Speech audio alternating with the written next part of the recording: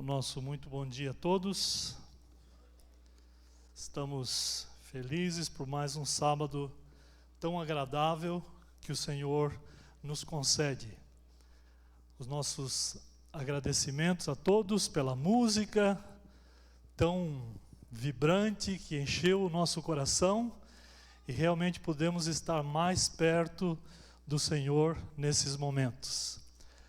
Nosso cumprimento também a todos os nossos internautas, todos aqueles que nos assistem nesta manhã.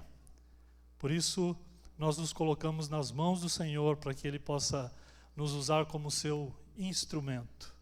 Nosso abraço a todas aquelas pessoas que de longe, do Brasil, de Portugal, ou seja lá onde estiverem hoje ou no futuro, que o Senhor possa estar com cada um deles e com cada um de nós também nesta manhã.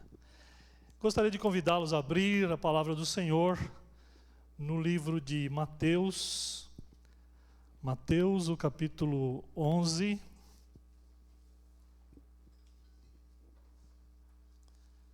Mateus 11,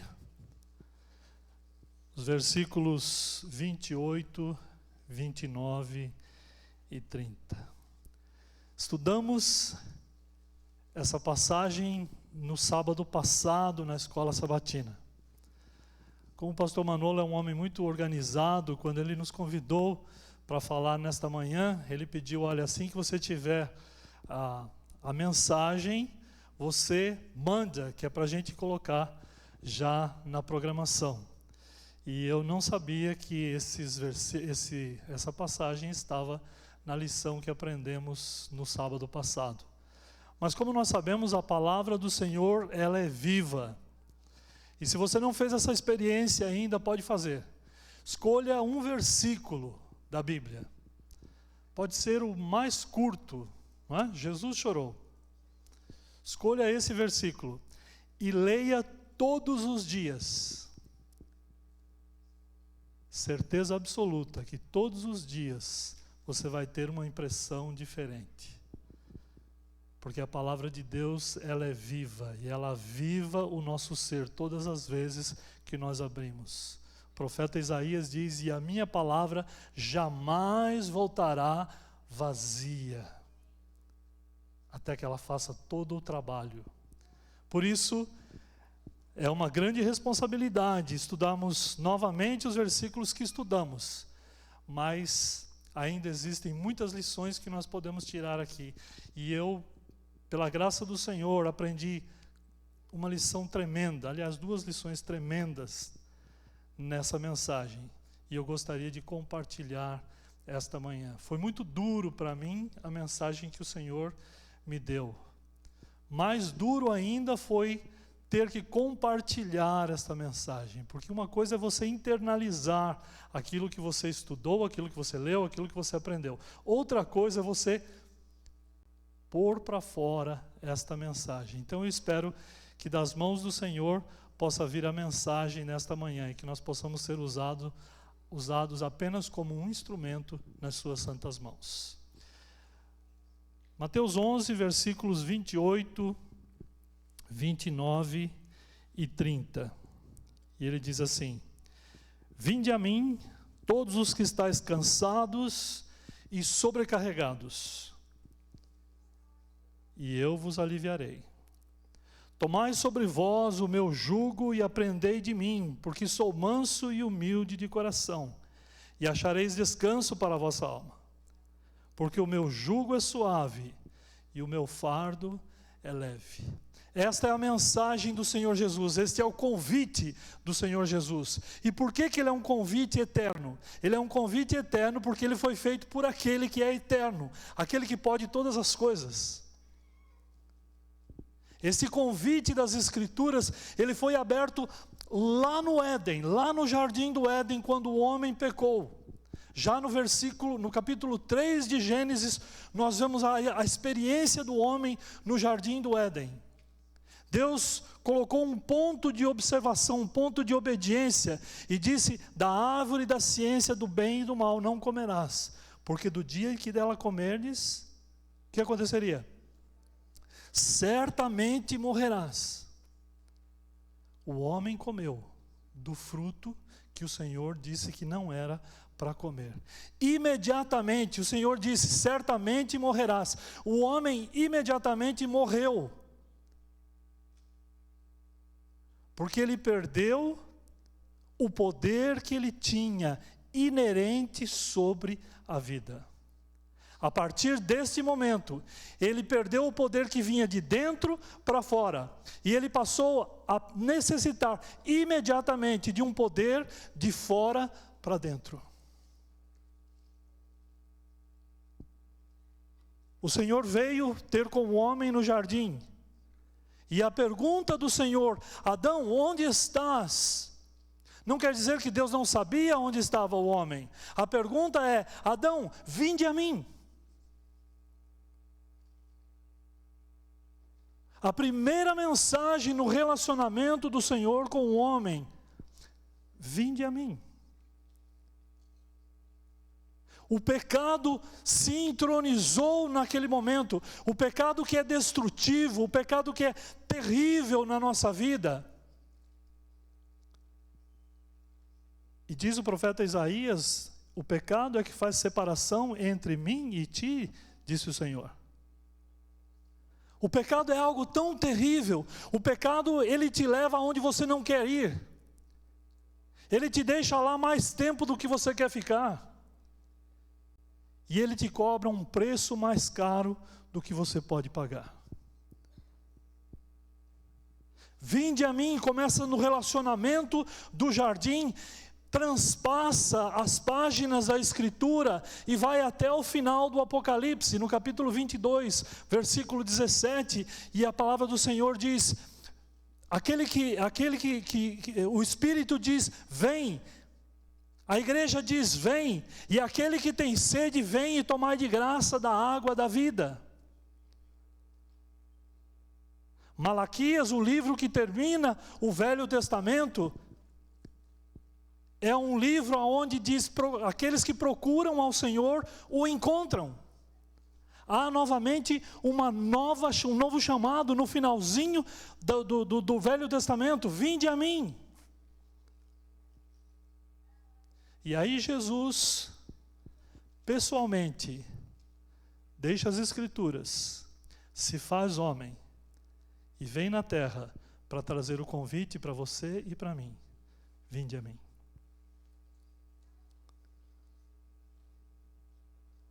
Quando você vem a Jesus, você vem com tudo o que você tem, do jeito que você está. Quando nós vamos no médico, nós não esperamos melhorar para irmos no médico. Mas esse convite é uma troca. Você vem do jeito que você está. E aí Jesus diz assim: olha, vinde a mim, todos os que estáis cansados e sobrecarregados, e eu vos aliviarei. O nosso grande problema é que nós não fazemos essa entrega. Nós chegamos ao Senhor, mas quando nós voltamos, nós levamos a nossa bagagem novamente conosco. Mas Jesus pede para nós fazermos uma troca. Ele disse: olha, venha a mim, deixe tudo o que você tem, traga os seus problemas, traga a sua carga, traga as suas desculpas, traga as suas preocupações, e deixe aqui comigo, e leve com vocês o meu fardo, que ele é leve, ele é suave. Quando você faz essa troca, você leva um fardo leve e suave, porque é o fardo daquele que foi perdoado, daquele que foi escrito, e daquele que está perante o Senhor, abençoado e na companhia dos santos anjos e na iluminação do Santo Espírito. Então percebam, existe a necessidade de se fazer uma entrega. Você tem que fazer essa entrega. Caso contrário, você vai sair do mesmo jeito que você voltou. Vocês querem ver que interessante? Voltem, deixem essa página marcada aqui no capítulo 11. E vamos ao livro de Salmos, o capítulo 37. Salmos 37 é um dos meus salmos prediletos. Salmo 37, versículo 5, é um dos versículos mais conhecidos de toda a igreja, mas muitos de nós não entendemos perfeitamente como é que nós fazemos essa entrega. Salmo 37, 5, nós sabemos de cor, não é? Entrega o teu caminho ao Senhor, confia nele, e o mais Ele fará. Mas a pergunta é, como é que nós entregamos? O que nós entregamos? O que o Senhor vai fazer por nós? E muitas vezes, sem entender essa entrega, nós voltamos da mesma forma como nós saímos. Agora percebam, se nós formos no versículo 3, antes do versículo 5, do Salmo 37, versículo 3. E o versículo 3 ele diz assim: confia no Senhor, faze o bem, habita na terra e alimenta-te da verdade. Então estão aqui 4 características que basicamente poucos de nós temos essas características latentes na nossa vida. Primeira delas, confia no Senhor. Essa é uma característica da confiança, não é? Confiança. Confiar no dicionário significa entregar nas mãos de. Quando você entrega nas mãos, você está confiando. Então, confiar significa entregar nas mãos de. Muitas vezes nós fazemos oração, colocamos para o Senhor as nossas preocupações, mas não confiamos. Confiar significa entregar nas mãos de. Você precisa confiar, você precisa entregar. Deixar ali e sair. O que você trouxe, você deixa ali. Confia naquele que tudo pode. Naquele que pode todas as coisas. Então, confiança é uma característica que poucos de nós têm aperfeiçoado ao longo dos tempos. Confia no Senhor, faze o bem. Fazer o bem, nós entramos aqui na parte da bondade, não é? Lá lá em Gálatas 5, o dom do Espírito, aqui está um dos dons do Espírito. Então perceba, nós estamos entrando num campo de entrega, e já começamos a vislumbrar o que o Santo Espírito pode fazer por cada um de nós. Você confia, e agora você vai desenvolver a outra característica, que é a característica da bondade. Não é ser bonzinho. Bonzinho é aquele que diz sim para todas as coisas. O sim e o não é uma ciência. Você precisa saber ter discernimento para dizer sim ou não no momento certo. Bondade. Bondade são aquelas pessoas que têm no seu coração o desejo de ajudar, e elas não ficam só no desejo, elas vão e ajudam da melhor maneira possível, desenvolvem uma característica que você pode desenvolver. Aí o terceiro diz assim: confia no Senhor, faze o bem, habita na terra. O habitar na terra aqui significa ser um bom cidadão. Habitar realmente significa estar num lugar, e aonde você está, se fazer conhecido. Por quê? Porque você confia no Senhor, pela sua bondade, ou será que os seus vizinhos, os seus familiares o conhecem por algo mais que aqui na igreja nós não conhecemos? Porque aqui eu posso estar muito bonito, muito bem, cheiroso, eu posso estar bem apresentável, mas como eu sou em casa? Como eu trato a minha família? Como eu trato os meus? Como eu trato as pessoas ao meu redor?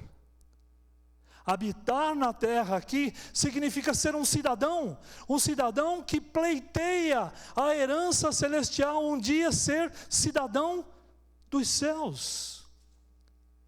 Se nós pleiteamos ser cidadão dos céus, nós precisamos começar aqui na terra a vislumbrar uma cidadania íntegra e abençoada pelo Senhor. Quarta característica: alimenta-te da verdade. O Senhor Jesus falou na oração sacerdotal de João 17, e ele disse: Pai, santifica-os na verdade. O que é a verdade? A tua palavra. Não estamos falando aqui de filosofia, de verdade absoluta. O que é verdade para você pode não ser a verdade para mim. Nós estamos falando aqui do que diz a palavra de Deus. E a palavra de Deus diz que a verdade é a verdade. E a verdade absoluta é a sua palavra. E o Senhor Jesus, falando pelos seus, ele disse: Pai, santifica-os na verdade, porque a tua palavra é a verdade. Então percebam, 4 características aqui que não são comuns, mas elas podem ser trabalhadas pela graça do Senhor, pelo poder do Senhor, elas podem ser trabalhadas. Aí o versículo 4 diz assim: agrada-te do Senhor, e Ele satisfará os desejos do teu coração. Se você confia no Senhor, se você tem bondade, se você é um cidadão decente, não estou falando apenas um cidadão decente da terra, mas é um cidadão que pleiteia a herança celestial. E se você é um homem da verdade, certeza absoluta que você se agradará dos caminhos do Senhor.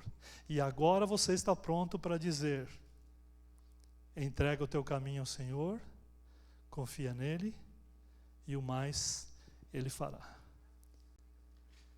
Existem algumas coisas na nossa vida que nós lutamos por fazer. Por exemplo, essa entrega. Por que essa entrega ela é tão difícil? Ela é tão difícil. E muitas vezes nós não conseguimos fazer uma entrega completa. Não é? Nós prometemos algumas coisas, nós levamos ao Senhor alguns erros pelos quais nós estamos passando, mas quando nós saímos da presença do Senhor, as coisas começam a voltar a ser exatamente como eram antes. Na sexta-feira nós entramos no sábado, é um dia agradável, nós estamos na presença do Senhor, mas logo vem o domingo e aí nós nos vemos cara a cara com a nossa realidade. E muitas vezes nós voltamos a cometer os velhos erros que nós cometemos no passado. E o grande problema disso tudo é que isso causa em cada um de nós uma certa culpa. Então, quando você ouve a palavra do Senhor, quando você ouve um hino que toca o seu coração, no seu coração nasce uma certa culpa, porque você ainda não foi capaz de colocar nas mãos do Senhor aquilo tudo que está te atrapalhando. E infelizmente voltamos a ser o velho homem. Algumas pessoas têm dito: quando eu vou à igreja, eu só tenho vontade de chorar. Quando eu ouço a palavra de Deus, quando eu leio a palavra de Deus, eu só tenho vontade de chorar. Quando eu ouço uma música, eu só tenho vontade de chorar. Mas percebam, isso é bom. Mas como isso é bom? Deixa eu ler um texto para vocês, que está no livro Caminho a Cristo, página 41, a nova edição. E o texto diz assim: quanto mais perto você estiver de Jesus, mais cheio de faltas se sentirá a seus próprios olhos. Quando é que você vai sentir a sua falta, os seus erros? Quando você estiver mais perto de Jesus. Quanto mais perto você estiver dele, mais você vai sentir os seus erros e as suas faltas e as suas falhas. Ela continua dizendo: pois sua visão ficará mais clara. Percebeu? Por que é que você chora? Por que é que você tem problemas? E você acha que isso é ruim? Você acha que isso é mal? Não, isso é bom. Significa que você chegou perto o suficiente para poder sentir o desejo de deixar esse velho homem, de deixar essas coisas e colocar definitivamente nas mãos do Senhor o seu futuro, a sua vida, os seus afazeres. Pois sua visão ficará mais clara e suas imperfeições serão vistas em amplo e distinto contraste com a natureza perfeita de Cristo. Não é fantástico? Quanto mais perto você estiver dele, mais você vai sentir as suas falhas e os seus problemas. Agora, vejam que coisa tremenda. Isso é a prova que os enganos de Satanás perderam o seu poder. E a influência vivificante do Espírito de Deus está lhe despertando. Não é maravilhoso? Eu vou ler agora sem interrupções, sem eu mesmo me interromper. Quanto mais perto você estiver de Jesus, mais cheios de faltas se sentirá a seus próprios olhos, pois sua visão ficará mais clara, e suas imperfeições serão vistas em amplo e distinto contraste com a natureza perfeita de Cristo. Isso é a prova de que os enganos de Satanás perderam seu poder e que a influência vivificante do Espírito de Deus está lhe despertando. É tempo de mudanças. Desde que começamos a pandemia, o pastor Manolo tem dito que nós não podemos sair dessa pandemia do mesmo jeito que entramos. Algo precisa acontecer. E precisa começar em cada um de nós. Nós precisamos dar o primeiro passo. Nós precisamos ir a Jesus. Nós precisamos deixar os nossos problemas, os nossos afazeres aos pés do Senhor, para que Ele comece a mudar a nossa vida, a mudar as nossas atitudes, as nossas intenções, os nossos afazeres. E só nele nós podemos mudar. Pastor Dilson Bezerra costuma dizer que se você quer ser um bom cristão, é só você ler o discurso de Jesus, ou o Sermão da Montanha, no capítulo 5 e 7, de 5, 6 e 7 de Mateus. O Sermão da Montanha. Você quer ser um bom cristão? Você quer aprender sobre o cristianismo? Leia o discurso de Jesus, o Sermão da Montanha. Talvez o maior sermão pregado em toda a face da terra. Agora, se você quer encontrar-se com o Senhor Jesus, o autor do Sermão da Montanha, então você precisa viver o Sermão da Montanha. E aí no Sermão da Montanha, nós encontramos alguns problemas pessoais. Capítulo 5, versículo 44, Jesus diz assim: amai os vossos inimigos e orai por aqueles que vos perseguem. Tudo bem, nós podemos até entender como uma figura de linguagem. O Senhor Jesus não quis dizer exatamente isso. Como é que eu posso amar o meu inimigo? Como é que eu posso orar por aquele que está me perseguindo? Não faz parte da minha natureza. O próprio nome já está dizendo que ele é meu inimigo. Como é que eu vou agora orar, começar a orar, gastar horas preciosas de oração, que eu poderia estar orando por pessoas tão boas? E eu vou gastar esse tempo orando por aqueles que estão me perseguindo? Aí eu tive que voltar novamente à lição da escola sabatina que nós aprendemos na lição número 2. A respeito da história de Moisés. Porque vejam, nós vamos a Jesus, deixamos as nossas coisas com Jesus, deixamos o velho homem com Jesus, deixamos os nossos afazeres com Jesus, entregamos a nossa vida a Ele. Mas se nós não aprendermos dele, infelizmente, ganhamos algumas coisas, mas não ganhamos tudo. Porque saímos dali sem aprender de Jesus. E o versículo 30 do capítulo 11 diz assim, aliás, voltem no capítulo 11 de Mateus. Mateus 11. E ele diz assim: tomai sobre vós o meu jugo e aprendei de mim. 29. Porque sou o quê? Manso, e o que mais? E humilde. Eu gostaria que a gente tivesse tempo para irmos às Escrituras e revermos a direção de Moisés e o povo de Israel. Isso está no livro de Números, a partir do capítulo 10, quando eles deixam o Sinai, agora em direção à terra prometida. Moisés tem aquele problema com Miriam e Arão. Eles sentem ciúmes de Moisés. A Miriam é tomada de lepra. Moisés ora, intercede por ela, o Senhor a cura.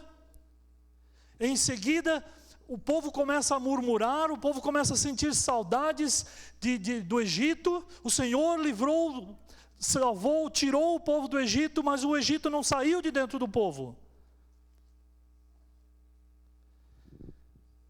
E uma das passagens mais intrigantes, após as murmurações dos israelitas, está no capítulo 12. Versículo 3 diz assim: era o varão Moisés muito manso, mais do que todos os homens sobre a terra. Eles estavam próximos a Canaã. O Senhor instruiu Moisés que escolhesse 12 homens, os príncipes de Israel, cada um de cada tribo, para que eles fossem espiar a terra. Os homens foram escolhidos, foram espiar a terra. O povo ficou num momento de angústia, querendo saber o que estava lá. Essa era a terra prometida, essa era a terra que o Senhor havia prometido a eles. Essa era a Canaã terrestre, promessa do Senhor. Eles estiveram lá por 40 dias. Voltaram. O povo estava angustiado, querendo saber o que acontecia. E eles trouxeram o relatório da terra prometida. Capítulo 13. Retrataram a Moisés, versículo 27. Retrataram a Moisés e disseram: fomos à terra a que nos enviaste, e verdadeiramente mana leite e mel. Esse é o fruto dela. 2 homens carregando um cacho de uva. O povo, porém, que habita nessa terra é poderoso, e as cidades muito grandes e fortificadas. Também vimos ali os filhos de Anak. Os amalequitas habitam na terra do Neguebe. Os heteus, os jebuseus, os amorreus habitam na montanha. Os cananeus habitam ao pé do mar e pela ribeira do Jordão. Então Calebe, versículo 30, fez calar o povo perante Moisés e disse: eia, subamos e possuamos a terra, porque certamente prevaleceremos contra ela. Porém os homens que com ele tinham subido disseram: não poderemos subir contra aquele povo, porque é mais forte que nós.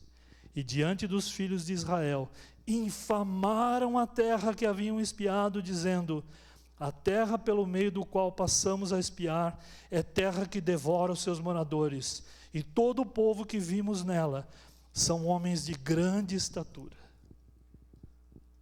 12 homens. 10 viram uma terra majestosa, incrível. Mas ali existiam homens tremendamente fortes, gigantes, grandes fortes, não é? Muralhas intransponíveis. Aqueles homens viram só o que tinha de obstáculos. Calebe disse: ei, peraí. Essa é a terra que o Senhor nos prometeu. Vocês estão indo tão longe, estão indo longe demais. Capítulo 14, versículo 2. Todos os filhos de Israel murmuraram contra Moisés e contra Arão. E toda a congregação lhes disse: tomara tivéssemos morrido na terra do Egito, ou mesmo neste deserto. Versículo 4. Levantemos um capitão e voltemos para o Egito. Então aparece a figura de Moisés e Arão. Nesse momento, colocam a cabeça por terra, clamando, pedindo ao Senhor por aquele povo.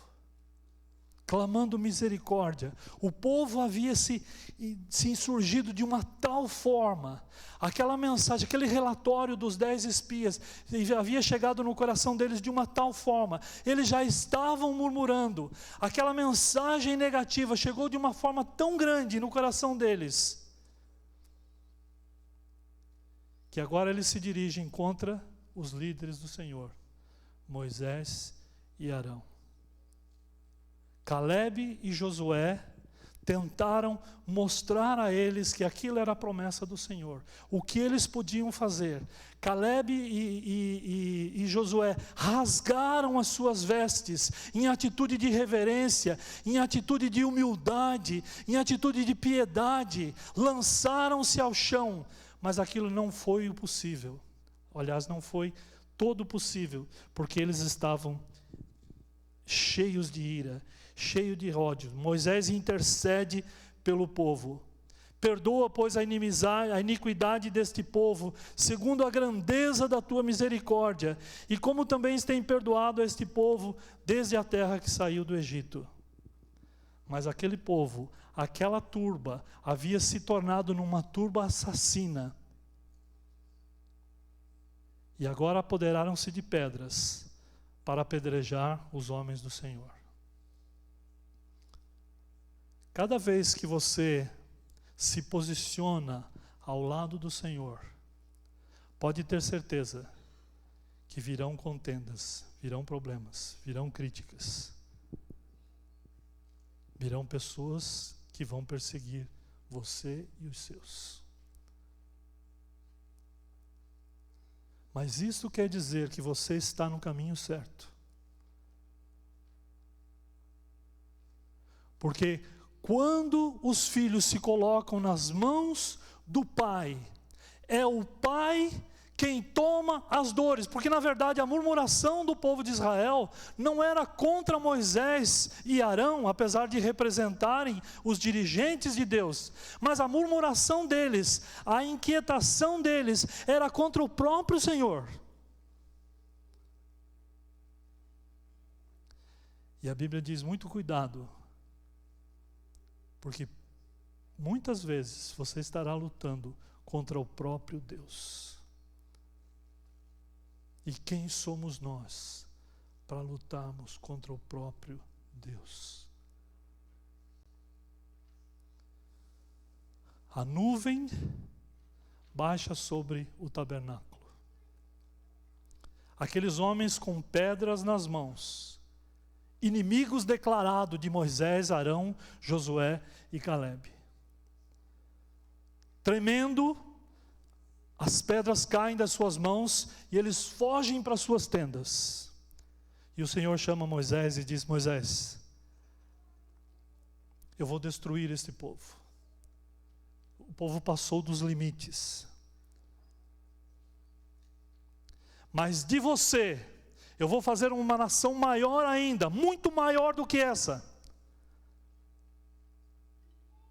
Talvez se Moisés fosse um homem comum como eu e você, talvez Moisés pudesse dizer: que boa ideia, Senhor. Olha como eu sou bom. Já pensou? Uma igreja cheia de Silas Lima, que coisa linda, nem eu me aguento. Moisés era um homem extraordinário. E a Bíblia declara que Moisés era o varão Moisés, era um dos homens mais mansos sobre a terra. Por isso que ele é considerado um como Jesus. Moisés intercede pelo povo, que há momentos atrás haviam apanhado pedras para que eles fossem apedrejados, mortos na frente do tabernáculo. Não fosse a presença do Senhor. Agora o Senhor faz uma declaração para Moisés: Moisés, não se preocupe, de você eu vou fazer uma grande nação, muito maior do que esse povo que está aí. Mas sabem de uma coisa? Moisés havia aprendido a amar aquele povo. Porque quando ele olhava para o povo, ele não via seus inimigos. ele via seus irmãos candidatos ao lar celestial. Nessa mensagem de Moisés, nós aprendemos porque Jesus disse que nós devemos amar os nossos inimigos e perdoar aqueles que nos perseguem. Porque nesta mensagem nós percebemos que aquele que está nos atacando, aquele que está tentando nos ferir, aquele que tem até o desejo assassino contra a nossa vida, ele é um candidato a Canaã celestial, porque Jesus derramou o seu sangue precioso por ele também.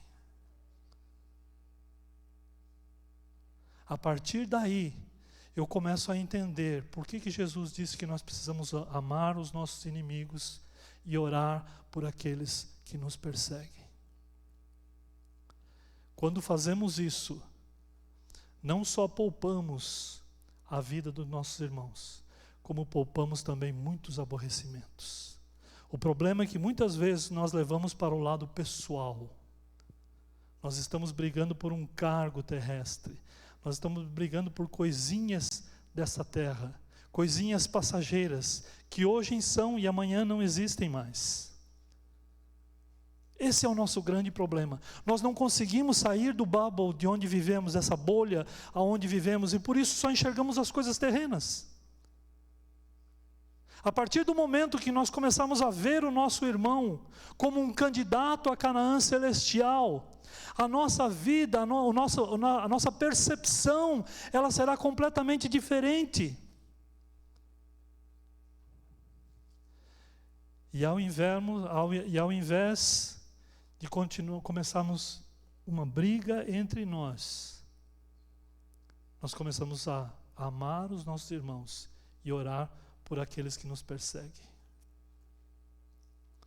Quando isso acontecer, a igreja vai viver de forma melhor. Porque, infelizmente, ainda que estejamos na mesma caminhada chamada santificação, muitos de nós ainda não estamos vigiando o suficiente. E por não estarmos vigiando, o Senhor Jesus diz: vigiai e orai, porque não sabeis a hora em que entrais em tentação. Algumas pessoas, alguns de nós, talvez ainda eu, não estamos vigiando o suficiente, e por não estarmos vigiando e orando o suficiente, neste momento, deixamos que o inimigo das almas comece a usar cada um de nós, uns contra os outros. E aqui há o crescimento da divisão, e aqui aonde o inimigo consegue a sua maior vitória,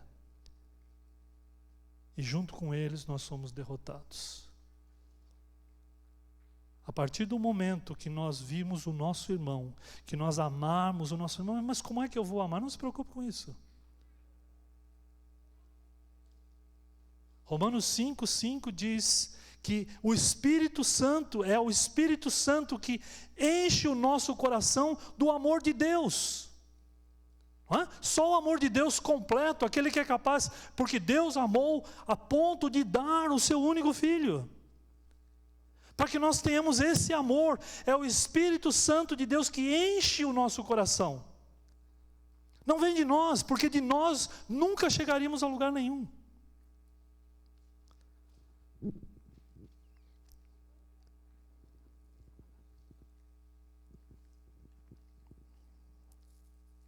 Às vezes acontecem algumas coisas na nossa vida que, se nós já tivéssemos aprendido grandes lições. Eu vou contar algo aqui que eu nunca disse antes, apenas alguns poucos amigos conhecem a minha história. No ano de 85, eu estava no 3º ano de teologia. Os meus primeiros anos de teologia foi uma apoteose. Eu já vislumbrava um campo missionário. Eu já vislumbrava a posição pastoral. Trabalhava na Igreja Central Paulistana e não tinha tempo para mais nada, a não ser a obra do Senhor. Pregando, dando estudo bíblico, visitando as pessoas. Aquilo eu fazia, aquilo fervia no meu coração. Então as coisas começam a acontecer. Um domingo de manhã, íamos fazer uma prova de cristologia. Eu e o pastor Roberto Mota. E nós sofremos um acidente no caminho do colégio. Dia muito frio, muita chuva. Eu quebrei a cabeça, levei 15 pontos na testa. Se vocês chegarem perto, vocês podem ver as cicatrizes. Fiquei com um traumatismo psicológico. Fisicamente eu não tinha nada. Mas eu não conseguia dormir. Eu dormia, acordava, tudo batia na minha cabeça. Qualquer sonho, qualquer coisa batia na minha cabeça. O médico disse, olha, você tem que sair do ambiente de onde você está. É melhor você ir para um lugar distante, onde você fique longe dessa loucura de São Paulo. Então eu fui para Itabuna, na Bahia. E de lá fomos para Salvador, para comportar. Alguns estudantes de teologia. E a dor era incrível, mas aos poucos foi passando, eles voltaram para continuar as aulas e eu decidi tirar um semestre fora. Trabalhar para depois voltar e terminar o curso. E quando eu estava lá comportando, eu recebi uma chamada. E o aluno Roberto Mota, hoje o pastor Roberto Mota, disse, olha, volte porque tem um problema sério para a gente resolver aqui. O pastor Manolo certa vez disse que as coisas não podem estar tão ruins na vida da gente que não pode piorar. Às vezes não é o suficiente, você ainda não chegou no fundo. Volta para cá porque tem algo acontecendo aqui. Você está sendo acusado de roubo. E você vai ser disciplinado da igreja. Para alguém que postulava o cargo do pastorado, agora a situação começou a tomar um outro vulto. Eu peguei o ônibus, voltei para São Paulo. Fui saber o que estava acontecendo. Ninguém me procurou, ninguém me perguntou nada, mas eu estava sendo acusado de roubo. Um dinheiro tinha saído do caixa da igreja e não havia sido prestado contas. Eu voltei, fui procurar o tesoureiro, que já não era mais o mesmo. O pastor da igreja tinha alguns problemas comigo desde que ele chegou. Eu também não era coisa boa. Também não era assim. Às vezes a gente costuma dizer assim, eu não era muito flor que se cheirasse. Eu sei o que eu era. Petulante, inexperiente, cheio de mim mesmo. E eu descobri que há uns 3 meses atrás, antes de eu viajar para a Bahia, nós fizemos um acampamento. A igreja fez um acampamento em Caldas Novas. E eu e o diretor de jovens da igreja fomos no caixa, na tesouraria da igreja. Talvez não tivesse toda a organização da que nós temos aqui hoje. E eu retirei naquela época 5.000 cruzados ou reais, uma coisa dessas. E só havia a retirada, não havia a prestação de contas. Eu me lembro que quando nós voltamos do acampamento, eu deixei as notas num envelopinho, tudo escrito, o quanto nós gastamos, pagamos o acampamento para a igreja inteira, fizemos todos os acertos, e eu, na boa fama, na boa vontade, entreguei o envelope sem pedir recibo, sem pedir absolutamente nada.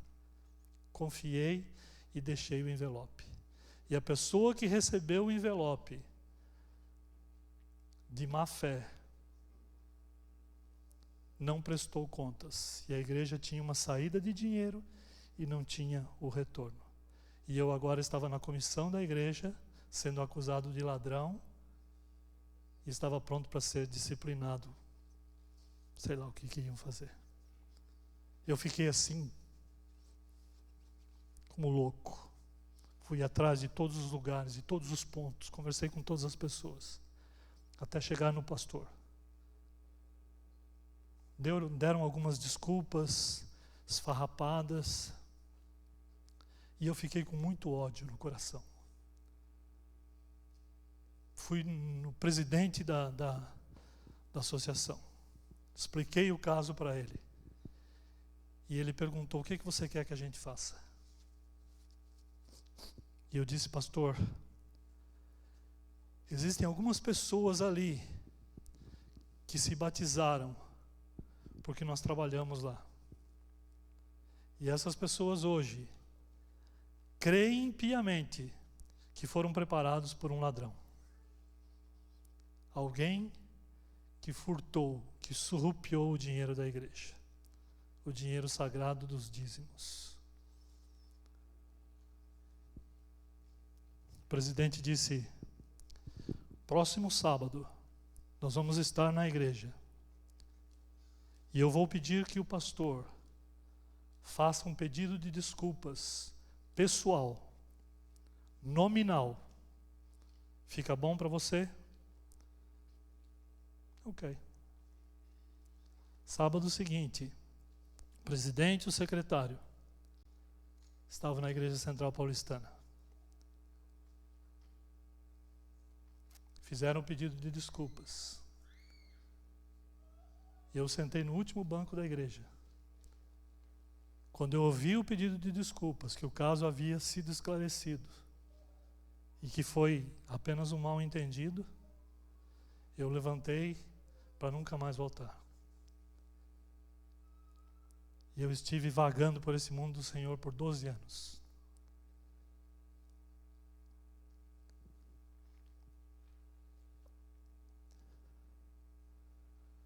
Quando você faz algo pelos filhinhos do Senhor, você faz por Ele.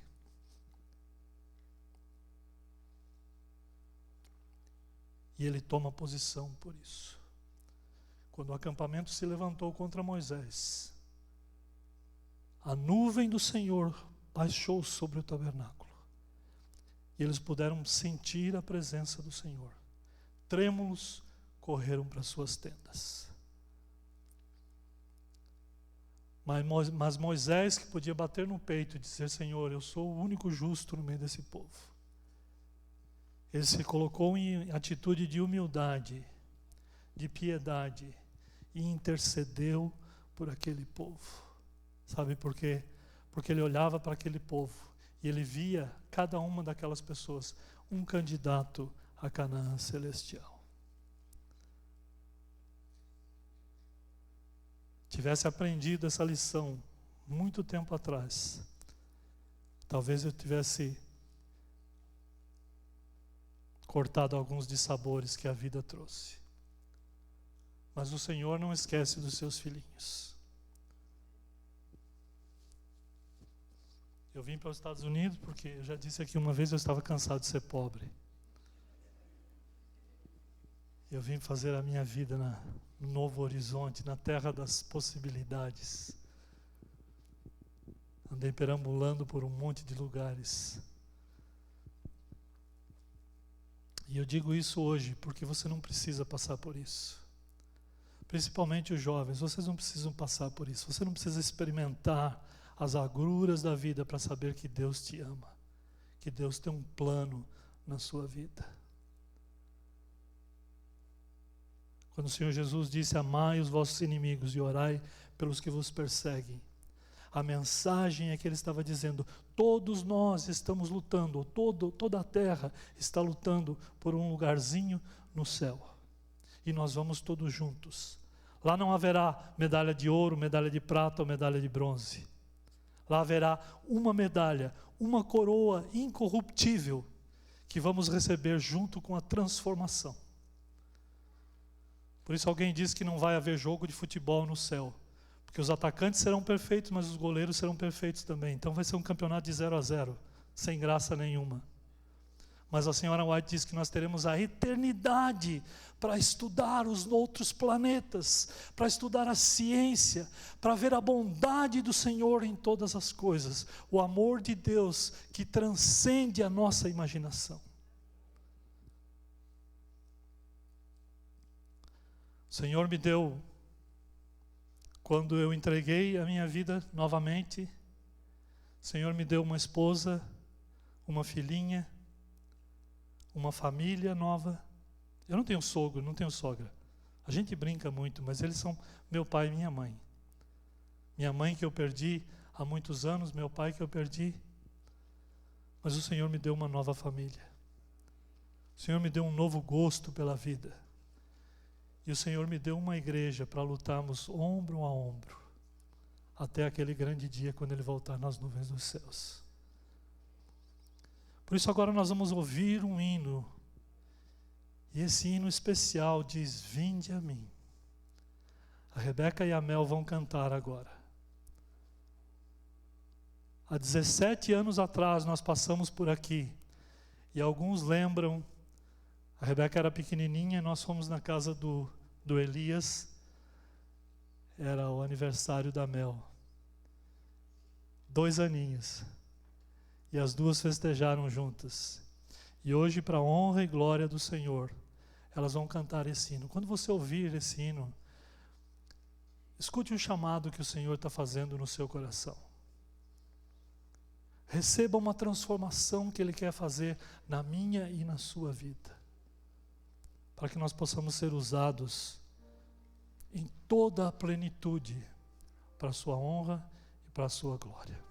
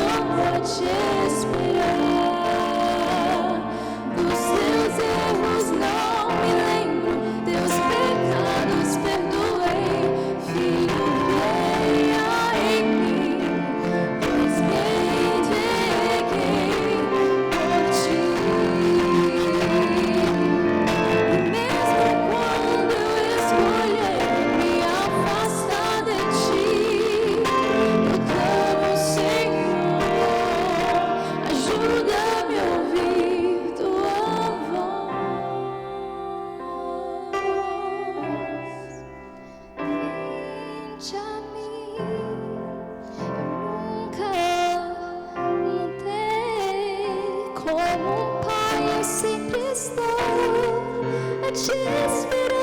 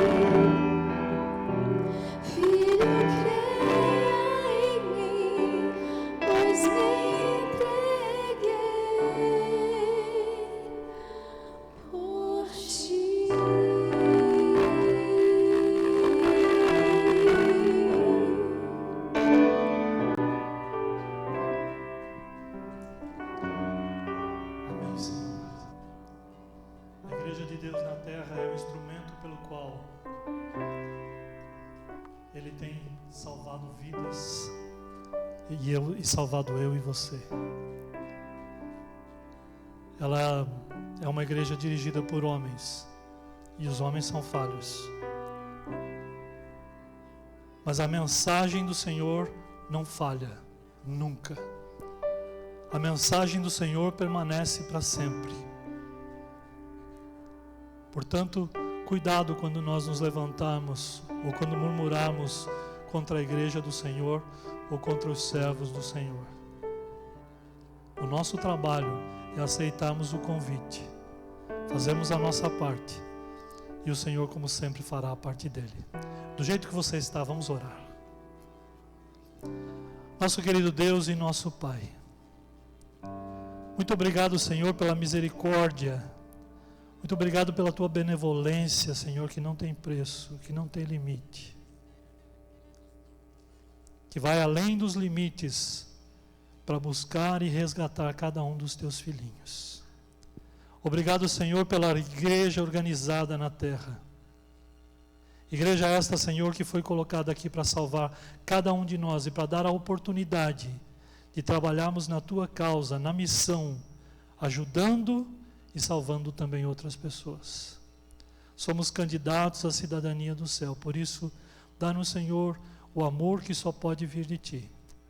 E quando assim o fazemos, nós nos colocamos em Tuas santas mãos, atendendo o chamado, nos purificando, recebendo das Tuas santas mãos as bênçãos, para que possamos ser uma bênção para outras pessoas também. Usa-nos, Senhor, para a Tua honra e glória. É o que nós pedimos e já agradecemos, no doce nome do Senhor Jesus. Amém, Senhor.